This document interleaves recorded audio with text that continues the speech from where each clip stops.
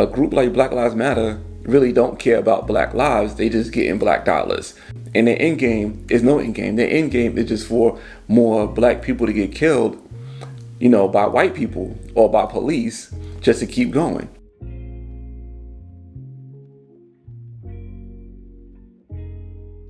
Hey, what's up, y'all? It's your boy LaRon, and I'm back with another video. But before we get into this video, I want to say what's up to my subscribers.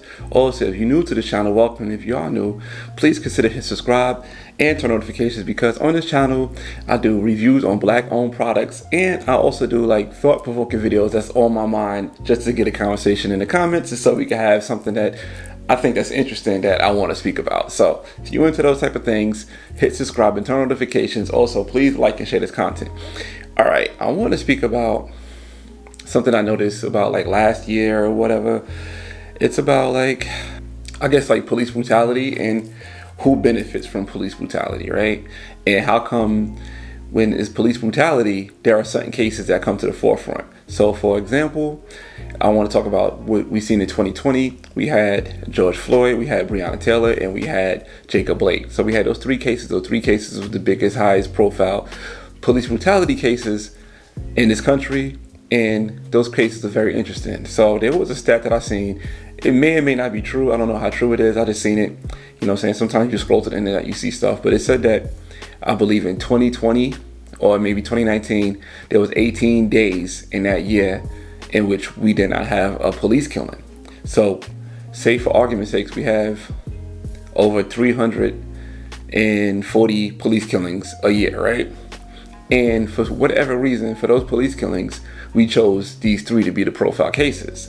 And when you see these three being profile cases, there are ways that the police officer who's involved in this would be innocent.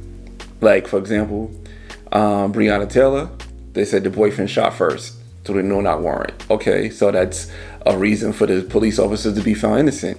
For Jacob Blake, it wasn't a killing, but it was a shooting, and it was on video. But the shooting happened because he said himself that he went and tried to get a knife out the car. So that's the reason why the officers probably not on C trial. Then we got the Derek Chauvin case, which I want to get into more now, with George Floyd, and they saying that he died because he had drugs in the system, but people see the video say that he died because he had a knee to the back of the neck. So if the court is saying that is the drugs in the system, that's what's going to be the evidence, and how you're going to prove that the knee to the back of the neck killed him. So why those three cases out of, say, 350?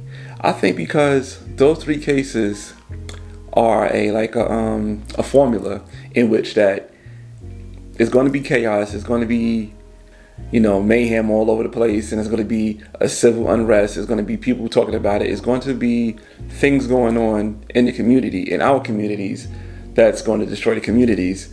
And there are people out there benefit from this. And I can't speak about, I guess it's somebody's out there who's the puppeteer, but there are puppets, such as, like Black Lives Matter, Shaun King, and people like that, the activists that go from case to case and build the platform. And there was an interview with Tamir Rice's mother, Samaria Rice, and she was saying that, these people are clout chasing. They go from case to case just to try to build a platform, and they're not helping nobody. And, there were stories out that the co-founder of Black Lives Matter, she bought 3 homes in LA, multi-million-dollar homes, and, people have an issue about it, saying, where's the money going? And that's a good question. Where is the money going?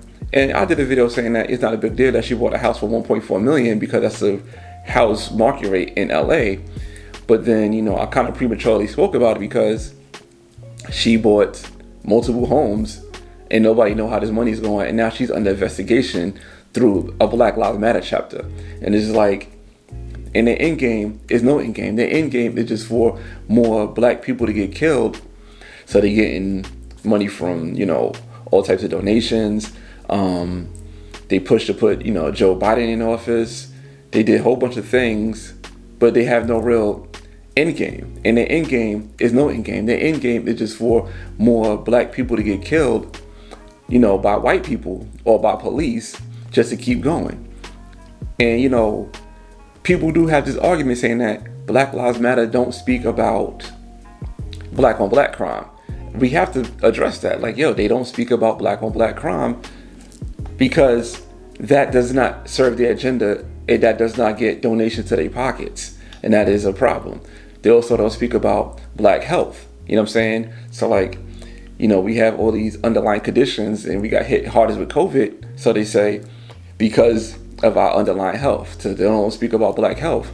They also don't speak about the black family structure. Actually, if you look into Black Lives Matter, they speak more about breaking up the black family structure. So what is the end game is more of destruction than it is helping out black people. And we have to really be more mindful of, you know, the cases that's being brought to us, when they're being brought to us, and how they're being brought to us. For example, during the Derek Chauvin case, because it seemed like it had to be done in threes. So the Derek Chauvin case is going on now with George Floyd. Then they got the lieutenant that was pulled over. And this lieutenant got pulled over. This whole case happened in December, but now it's coming to the forefront in April. So, you know, sometimes we have to question, like, why is it that these things are coming out at certain times? Then now you got this other young brother that died by the police because, you know, they said the cop pulled out the taser and this is the wrong thing.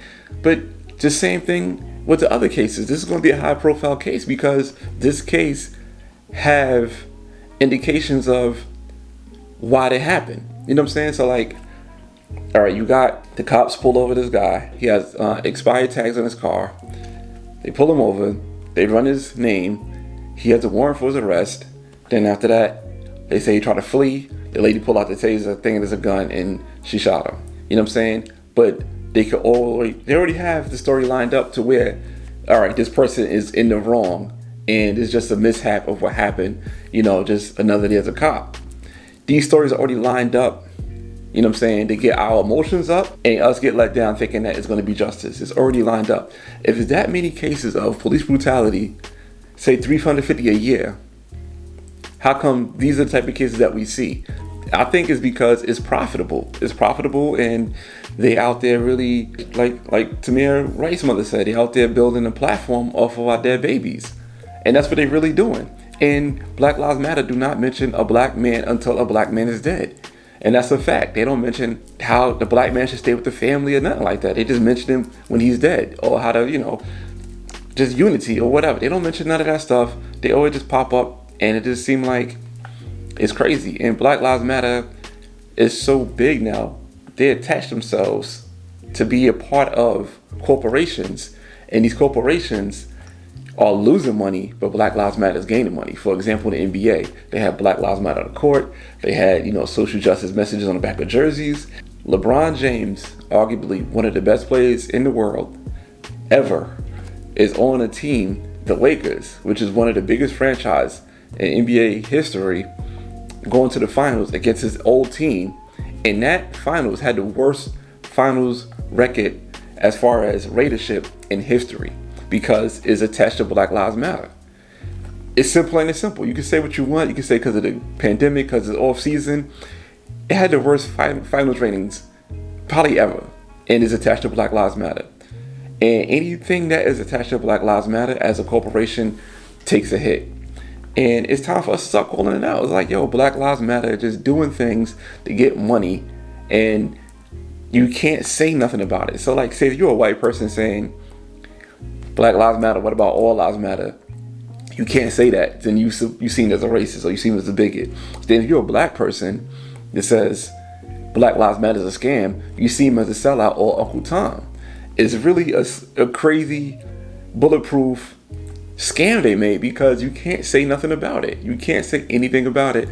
And I don't know, I just think that's it's like, as far as me seeing things, like, all right, if you see an opportunity, you take it. And I think this is one of the most smartest strategic ways of taking opportunity and running with it, of what these activists did.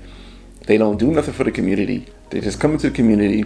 They use, you know, these people who died names to boost up their platform, or boost up something they're doing, say like a speech, or see like a performance. Like I think one of them was a Tamika Mallory. She was on the Grammys with the baby. Like, they boost up these people's names, and these people who died in the accidents. You know what I'm saying? They didn't ask for this, and they just getting money off of it. You know, I remember back in the day, people said like Al Sharpton was a scammer, and he just trying to get things.